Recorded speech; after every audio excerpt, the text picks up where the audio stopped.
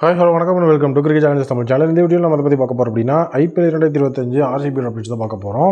First update என்ன அப்படின்னா ஹர்திக் பாண்டியா இன் RCB அப்படிங்கிற ஒரு விஷயம் ஆல்ரெடி வைரல் ஆச்சு. பட் இது நடக்கிறதுக்குலாம் வாய்ப்பு இல்லைன்னு நம்ம அந்த டைமில் அதை பற்றி பேசலை.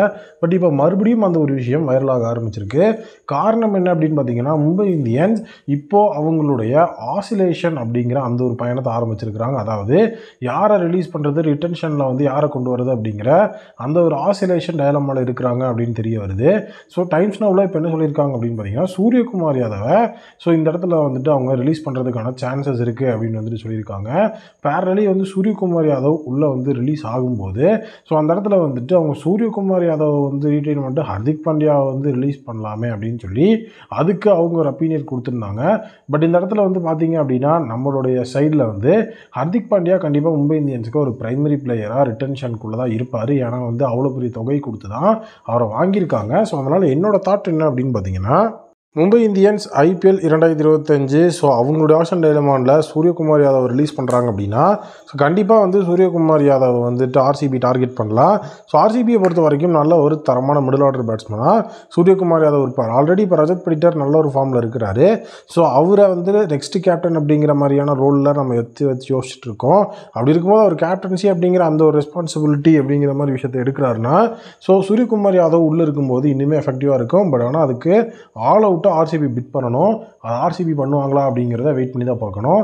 பேரலி ஆர்சிபியில் விளையாடுறதுக்கு விரும்புகிற 2 பிளேயர்ஸ். அதை பற்றி இந்த இடத்துல நான் உங்களுக்கு சொல்கிறேன். இப்போ ரீசெண்டாக பார்த்தீங்கன்னா நிறைய இன்டர்வியூஸ்லாம் நடந்தது. அதில் ஆர்சிபியில் விளையாட விரும்பணும் அப்படின்னு சொல்லி நிறைய பிளேயர்ஸ் சொல்லியிருக்காங்க. அதில் 3 பிளேயர்ஸ் இந்த வீக் வந்திருக்காங்க லிஸ்ட்டில். ஃபஸ்ட்டு நம்மளுடைய பிரனேஷ் ஆர்யா, அதாவது south Delhi versus north Delhi மேட்ச்சில் 308 ரன்கள் அப்படிங்கிற ஒரு சம்பவத்தை பண்ணியிருப்பாங்க. அதில் நம்மளுடைய தோனி 150 அடிச்சிருப்பார். அவர் கூட பார்ட்னராக தான் பிரனேஷ் நம்மளுடைய ஆர்யா அவர்கள் செஞ்சுரி அடிச்சிருப்பார். அவர் ஆர்சிபியில் விளையாடணும் அப்படின்னு சொல்லி அவர் சொல்லியிருந்தார். அதை நம்ம ஆல்ரெடி ஒரு அப்டேட் போட்டிருந்தோம். பேரலி பார்த்தீங்கன்னா ரிங்கு சிங் கேகேஆர் என்னை ரிட்டைன் பண்ணல, நான் ஒரு ஃப்ரீ ஏஜென்ட்டாக இருக்கேன்னா நான் ஆர்சிபி விளையாட விரும்பணும்னு சொல்லியிருக்காரு. அவருக்கு சேலரி அப்படிங்கிறதும் பெரிய விஷயம் கிடையாதுன்னு அவர் சொல்லிட்டாரு. கேகேஆர் கொடுக்குற 55 lakhs எனக்கு போதுமான சேலரி தான். பட் மெகா ஆக்ஷன் அப்படிங்கிற ட்விஸ்ட் அண்ட் டர்ன்ஸ் வச்சு பார்க்கும்போது என்னால் கேகேஆரில் விளையாட முடியலன்னா நான் ஆர்சிபியில் விளையாட விரும்புகிறேன் அப்படிங்கிற மாதிரி ரிங்கு சிங் சொல்லியிருந்தாரு. பேரலி அனிஷ் பாண்டே ஒரு லோக்கல் பாயாக நானும் ஆர்சிபியில் மறுபடியும் விளையாட விரும்புகிறேன்னு அவரும் சொல்லியிருந்தாரு.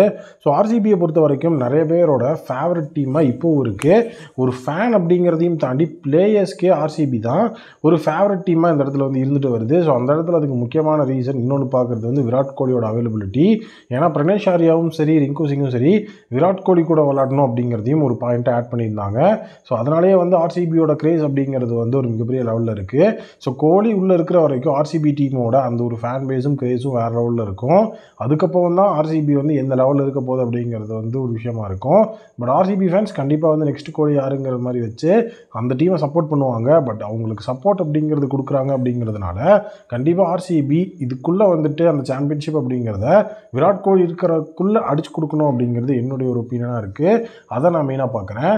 நெக்ஸ்ட் அப்டேட் ஐபிஎல் 2025 நம்மளுடைய கிளென் மேக்ஸ்வெல்லை ராஜஸ்தான் ராயல்ஸ் டீம் டார்கெட் பண்ணுவாங்க அப்படிங்கிற ஒரு அப்டேட்டும் இப்போ கிடச்சிருக்கு. ராஜஸ்தான் ராயல்ஸை பொறுத்த வரைக்கும் அவங்க நல்ல ஒரு தரமான டீம். ஆனால் ஆல்ரவுண்டர்ஸ் அப்படிங்கிறத செலக்ட் பண்ணுறதுல கொஞ்சம் கோட்டை விட்டுட்டாங்க. எஸ்பெஷலி அவங்க லாஸ்ட் டைம் பார்த்தீங்கன்னா பெரிய லெவலில் அதை கோட்டை விட்டுருந்தாங்க அப்படிங்கிறது தான் உண்மை. ஒரு தரமான ஓவர்சீஸ் ஆல்ரவுண்டர் அப்படிங்கிற மாதிரி அங்கே பெருசாக யாரும் கிடையாது.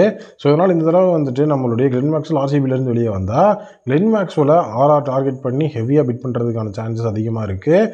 ஆர்ஆரில் நம்மளுடைய கிளென் மேக்ஸ்வெல் போகாததும் ஃபஸ்ட்டு ஆர்சிபி கையில் தான் இருக்குது. ஆர்சிபி கிளென் மேக்ஸ்வெல்லை ரிலீஸ் பண்ணால் கண்டிப்பாக இப்போவே சொல்லியிருக்கிற ராஜஸ்தான் ராயல்ஸ் ராகுல் டிராவிடோட கோச்சிங்கில் தான் இருக்கிறாங்க, சொன்னதை செஞ்சுருவாங்க. கண்டிப்பாக மேக்ஸ்வெல் எடுக்கிறதுக்கு வாய்ப்பு இருக்குது. நீங்கள் என்ன நினைக்கிறீங்க அப்படிங்கிறத கமெண்ட்டில் சொல்லுங்கள்.